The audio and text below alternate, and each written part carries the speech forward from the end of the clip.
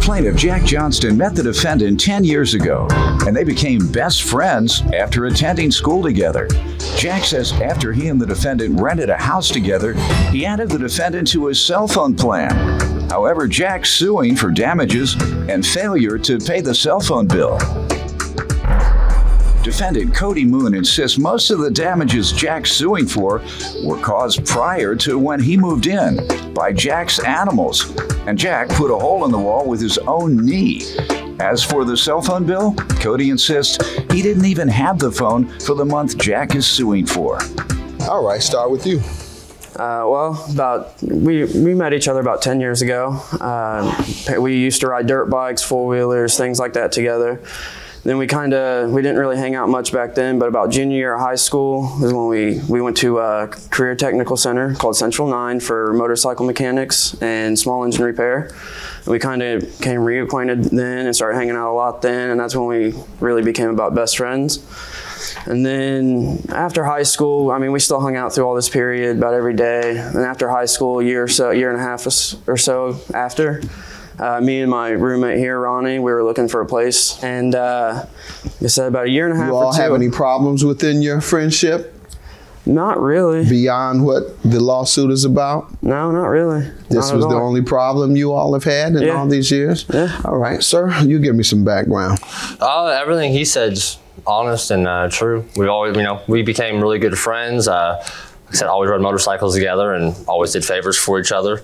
We started having problems when it was time for me to move out. Okay, tell me about moving in first. Okay. And what was the agreement? Our agreement was when we were going around, we looked at about 30 different houses or so before we found one. And the agreement was I would just take all the bills every month. Y'all Western women and wives. 30, I heard of like 5 or 10. Just a show of hands. How many of you ladies, when you went house shopping, looked at over 20? Nobody. You're a witness, yeah, y'all part of the same crew. Y'all hard to satisfy. Plaintiff Jack Johnston is suing his former roommate, who claims Jack damaged their home when he put his knee through the wall.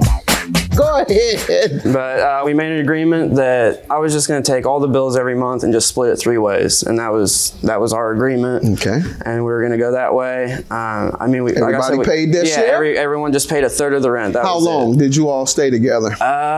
He probably lived at the house with us about a year and a half or so. Okay. Did he pay a deposit? No. Because you're suing him for damages. Yes. Okay, no deposit. No deposit. And the cell phone bill you're suing him about, what is that for? I had an extra line attached on my cell phone bill, and he didn't have a phone at the time, and I just figured if he was going to pay his part of the bill that I'd go ahead and throw him on my cell phone plan. And everything went great until probably about a month or so before he moved out, month and a half before everything happened, and everything just kind of fell apart. Well, his cell phone bill though that he had, he already had 2 lines on there. One was from his ex-girlfriend, his previous girlfriend, so he had to pay for both cell phone lines no matter what. And it did him a big favor for about a year and a half. And when I lost my phone, I dropped it in a lake and wanted to get another one to replace it. He would not help me get a phone for about a month. Help you how? Well, he was the financially? main. He's the main name on the phone plan. So I can't go in there and get a new SIM card. I can't get a new. I can't do anything. So I couldn't even have a cell phone. At that time, I was working 2 jobs. I was working about anywhere between 14 to 16 hours a day, 5 to 6 days a week. And how would he usually pay the bill? He just paid me cash, and then how did you had time to accept that money? After I got off work, string this man out for a month and then wanted to pay for something that you prohibited him for using for a month. He actually laughed at me and said, "You don't help out around the house enough, and that's why I'm not going to help you." No, he admits that he prohibited you from using the phone for that month because he didn't have time. He prohibited you or interfered with you because, as you said, you couldn't go and have a phone turned on, and unless you had a physical phone, you couldn't use the service. So he didn't provide you with that opportunity. Damages to the apartment. Tell me about that. Well, I didn't physically go through the house while he was living there, but once he moved out, I went into the room, inspected the room, and there was stains all over the carpets, holes in the wall. There was a couple of small holes in the wall. His dog. Where do you think that was from? I have no idea. They were from pictures. I hung. Okay. I had nail. There is one specific hole that's probably a little over $50 in size in the middle of the wall. It's probably about that big. How much you asking for in damages? I think it was like $1,300 or something. I have the estimate sheet. Yes. Okay. He actually put 3 holes in the wall himself. He put his knee through the wall in one spot in the living room. His foot went through the wall in one spot. This was chewed a hole in the floor in the kitchen, and his dog actually had a part in that as well. In the wall as well, in the living room. So how do you do that? There's not, and he also. Oh no! How do you chew a hole into the wall? I swear to you, I have no idea. No idea. I couldn't figure it out myself. He also broke a door. The wall has to be a little. It was flat when she started. Damaged already. It was flat when she started. It was flat. Talented dog.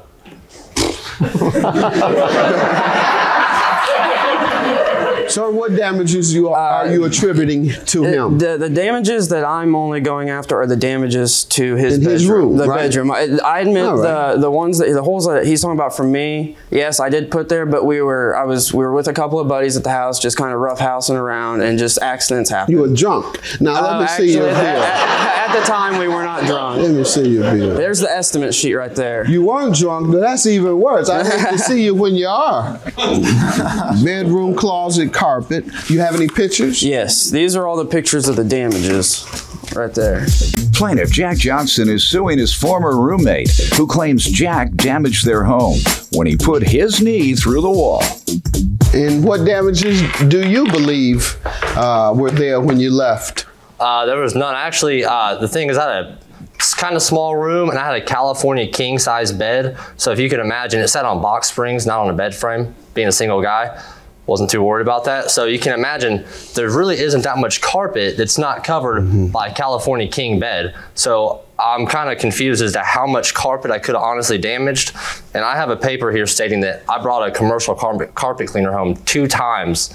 You got pictures showing after how it looked after? No, I don't. I just have a letter. I mean, the carpet looked brand new afterwards. I used it 2 times from. Do you have a picture of it looking brand new? Because what I'm looking at is not brand new. It's used and it's soiled.